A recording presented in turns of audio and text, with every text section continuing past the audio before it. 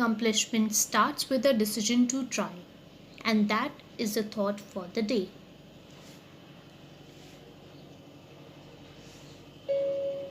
Welcome to Smartly, and thank you for joining me for what I believe will be an enriching session for all of you. In our vocabulary session, we discuss some very important words along with idioms and phrases. So enjoy. Every accomplishment starts with a decision to try.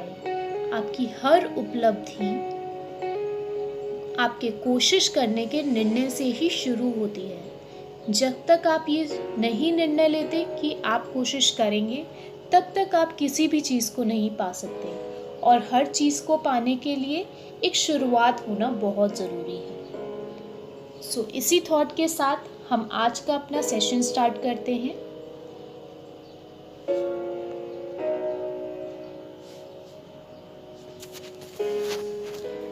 Hello everyone, my name is Dipali. Welcome to Smartly. First word of the day is officious. Officious मतलब जब भी कोई चीज़ हम या कोई भी act ऐसा किया जाता है जब किसी को खुश करने के लिए, प्लीज़ करने के लिए, हंसाने के लिए जो एक्शन किया जाए उसको हम ऑफिशियस कहते हैं। प्लीज़ करना मतलब किसी को अपीज़ करना,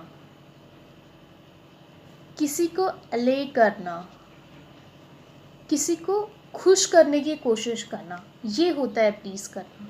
तो जब हम अननेसेसरीली किसी को मनाने की कोशिश करते हैं या किसी चीज़ के साथ इंटरफेयर करने की कोशिश करते हैं, इंटरफेयर क्यों? क्योंकि अननेसेसरी काम है, तो उसको हम ऑफिशियस कहते हैं guys, right? Can you see this image here? Maybe this person is a manager who is wearing a bow and ये काफ़ी इंटरफेयर कर रहा है शेफ़ के काम में. He is sprinkling something in his meal and obviously इस chef के एक्सप्रेशन से आप सभी जज कर सकते हैं he is not very happy about it. It's really clear कि this person with a bow is trying to interfere with the meal. So ऐसा कुछ करना is officious. Another example is your painting needs a dash more sparkle. तो there is a painter who is sitting and another person जो interfere कर रहा है इसके काम में, दोबारा उसके ऊपर कुछ एडिशन करके when it is not required. तो इस चीज़ को हम कहते हैं officious. आप सभी ने commonly एक word पढ़ा होगा जो होता है official. Official होता है office related work. But when it is officious, it means something which is meddlesome, कुछ interfering काम करना. It is not at all related to office, guys. Please bear this thing in mind. Right? For example, beware of the officious subordinates because they are parasites. Subordinates कौन होते हैं? जो किसी के under work करते हैं. तो बिवेयर ऑफ, उनसे आप सावधान रहिए जो इंटरफेयरिंग सबऑर्डिनेट्स हैं, क्योंकि वो पैरासाइट्स होते हैं. पैरासाइट्स क्या होते हैं?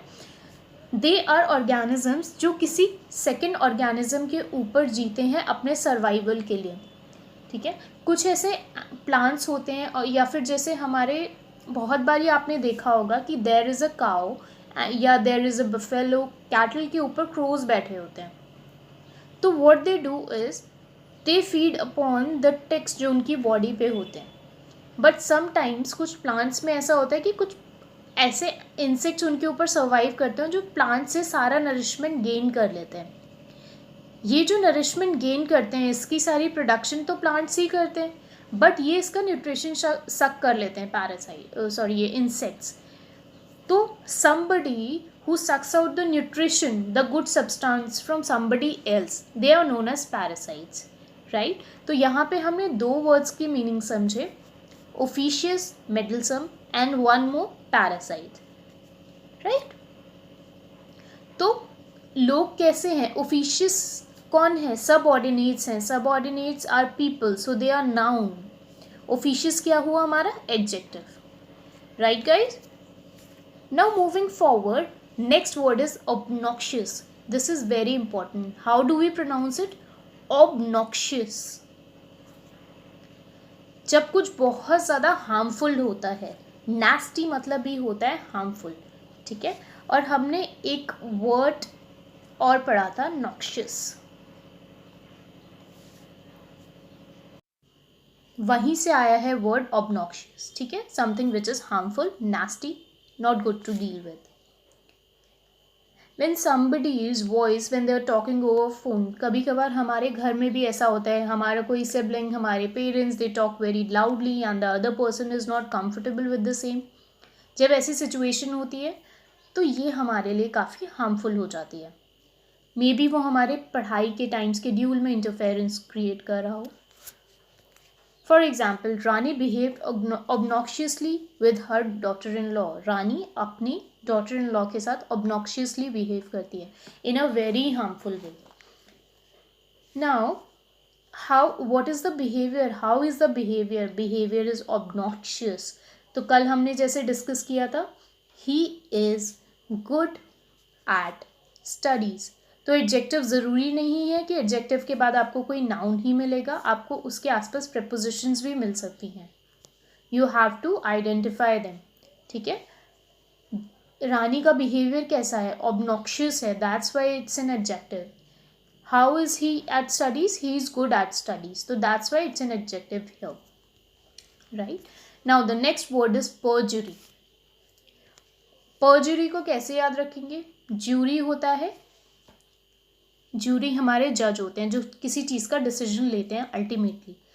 परजुरी मतलब जब आप ज्यूरी के सामने फॉल्स टेस्टिमोनी मतलब होता है बयान, ठीक है। तो जब झूठा बयान देते हैं उसको हम टेस्टिमोनी कहते हैं। Now see this girl in image 1, she swearing upon Holi Bible. इसका मतलब क्या होता है, कसम खा रहे हैं कि सच ही बोलेंगे, लेकिन behind her back she is making her fingers crossed, कि वो सच में मन से नहीं मानती हैं कि she is swearing on Holi Bible, मतलब ये झूठ बोलने को तैयार है। This is पर्जरी। जब आप झूठा बयान देते हैं उसको हम पर्जरी कहते हैं, right. American president was indicted for पर्जरी। American president को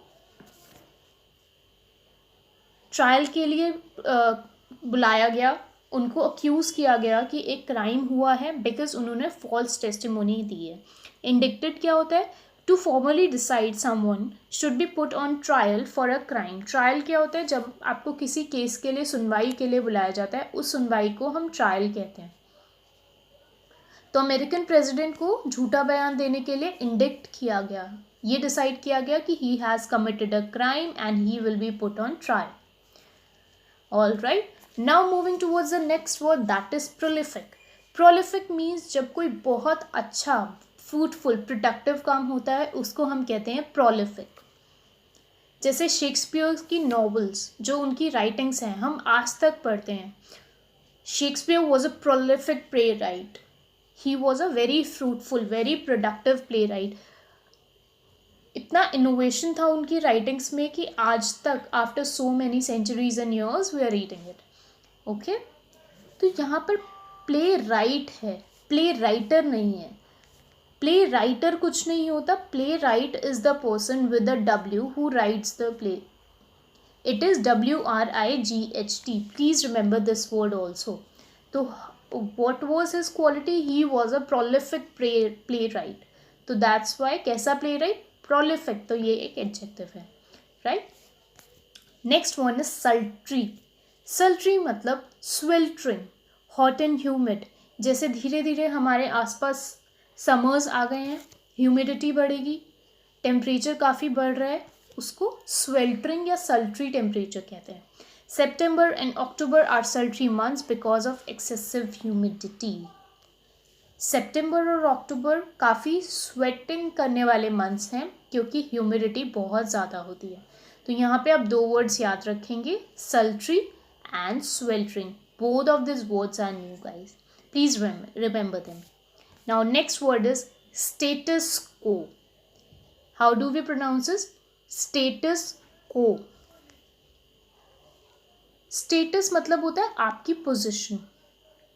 Now when we use QUO, which is a Latin word जिसका एग्जैक्ट मीनिंग होता है वेयर. ठीक है, तो जो आपकी एग्जिस्टिंग पोजिशन होती है जब आप उसको डिनोट करना चाहते हैं तो हम इन दोनों वर्ड्स को साथ में लिखते हैं स्टेटस को. Got it guys? So it's basically a Latin word जिसका मतलब होता है एग्जिस्टिंग पोजिशन. इससे पहले भी हमने आपको एक डिफरेंट लैंग्वेज में वर्ड पढ़ाया था ऑनुई,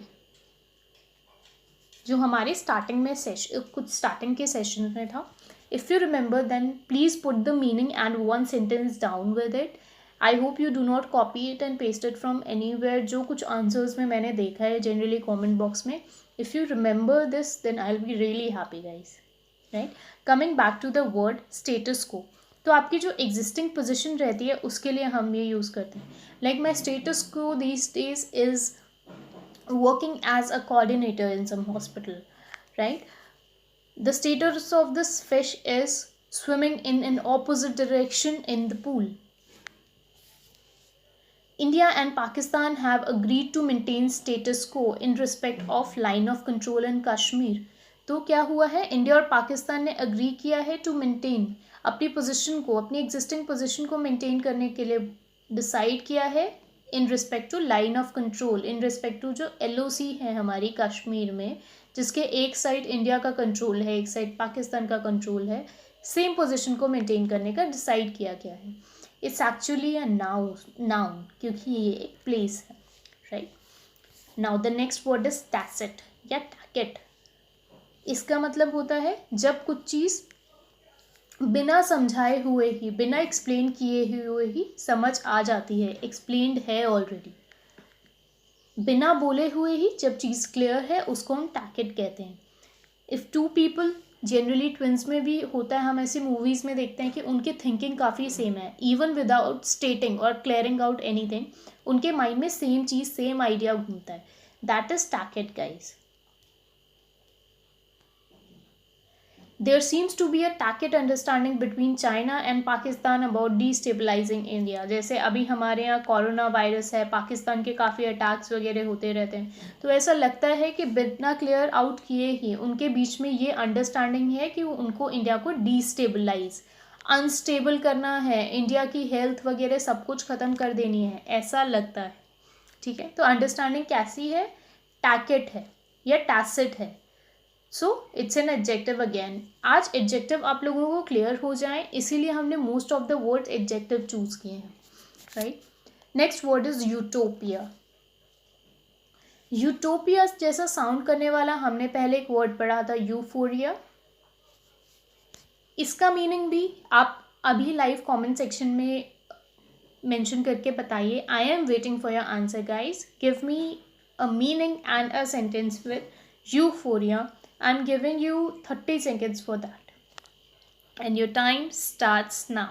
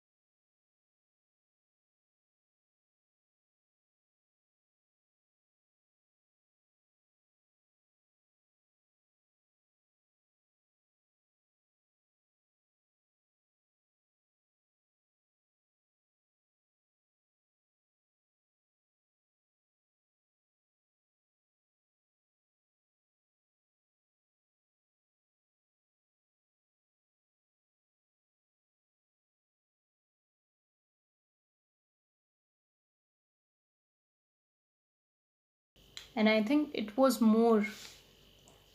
जितना मैंने आपको टाइम देना था, it's been more than that. क्या आप सभी लोगों ने मेंशन किया? All right. So moving towards utopia. Utopia means imaginary land. Yes, it is not related to euphoria, but here I need to check all the answers given by you.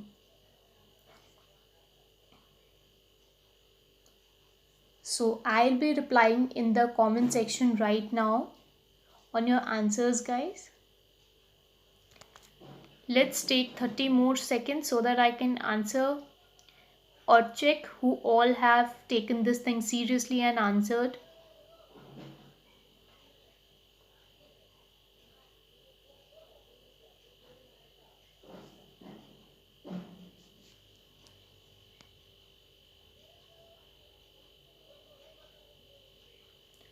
All right.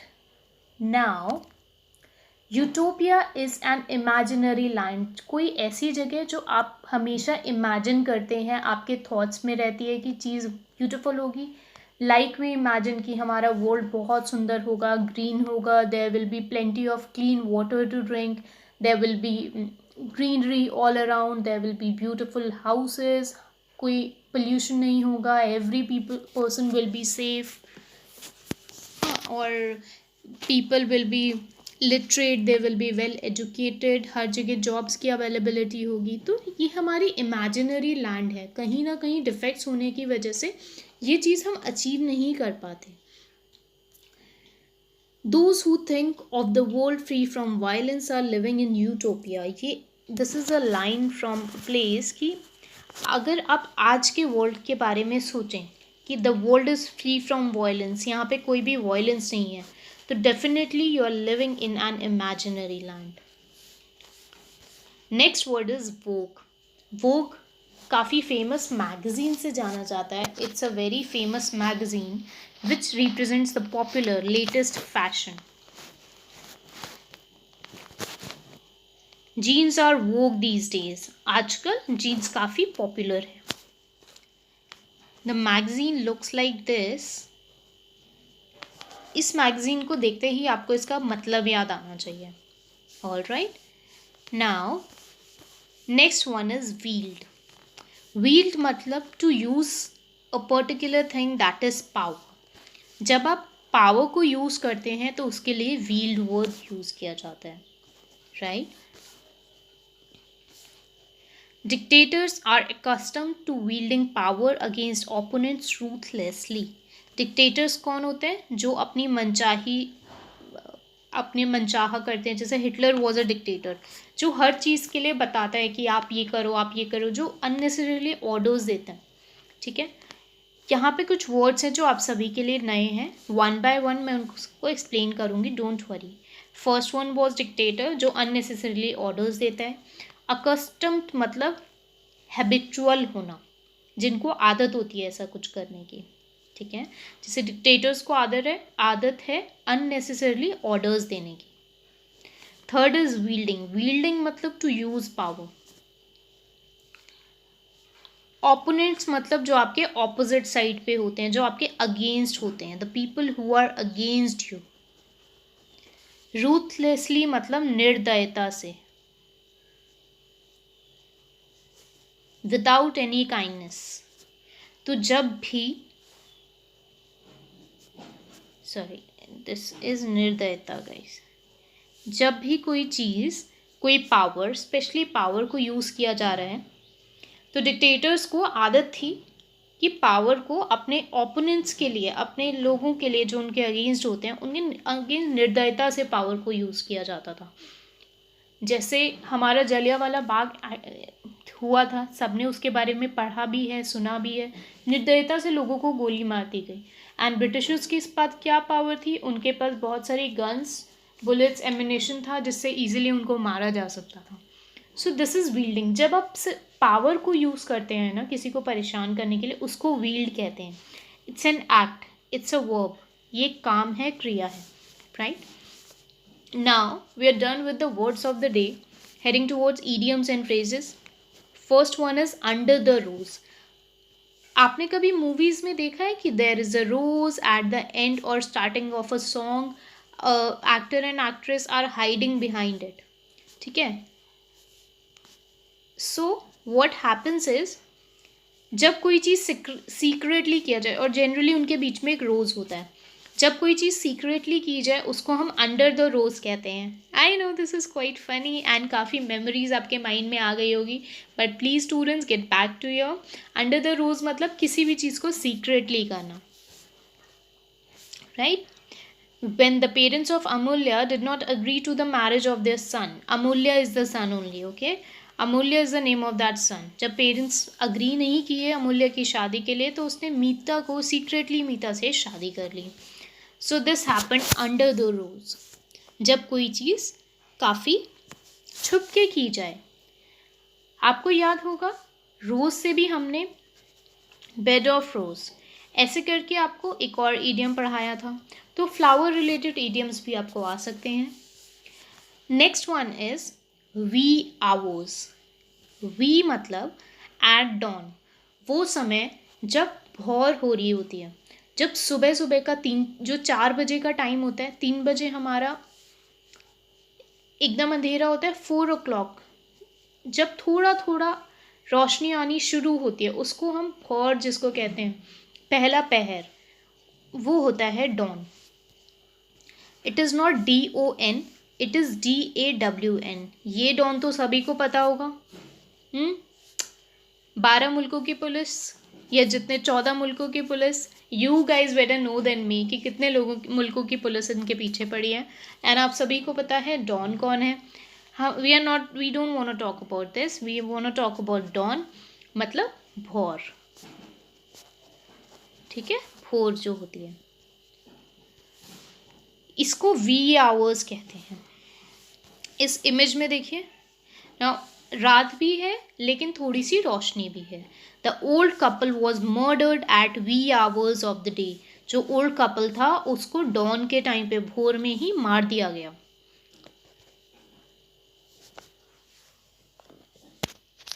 So that was all from my side. Thank you very much for watching, guys. If you like the session, please hit the like button and share it with your friends. Thumbs up तो बनता है, इतनी मेहनत की है हमने आपके session के लिए. So thank you very much, guys. It's lovely teaching you. All the best. Stay safe. Take care.